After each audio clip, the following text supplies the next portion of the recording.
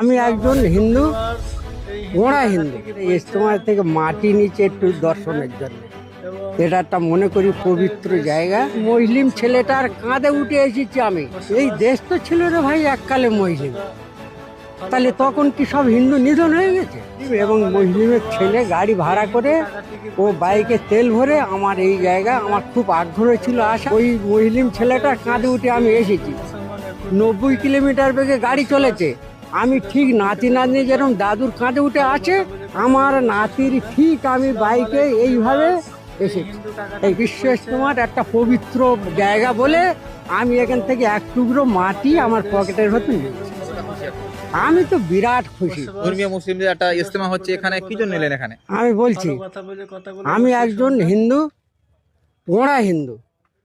আমি যেখানে আমরা আমার বন্ধু বান্ধব সব মুসলিম, এবং মুসলিমের ছেলে গাড়ি ভাড়া করে ও বাইকে তেল ভরে আমার এই জায়গা, আমার খুব আগ্রহ ছিল আসার, কোনো রাস্তা ছিল না। ওরা যোগাযোগ করে আমার এখানে পাইটেছে। এমনকি আমার এই ইজতেমা থেকে মাটি নিচে একটু দর্শনের জন্যে এটা একটা মনে করি পবিত্র জায়গা।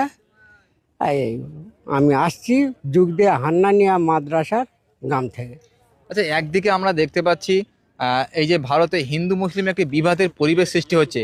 ঠিক কয়েকদিন আমরা আগে দেখলাম গীতা পাঠ অনুষ্ঠান চলাকালীন একজন মুসলিম প্যাটিস বিক্রেতাকে মারধর ও হেনস্থা হতে হলো।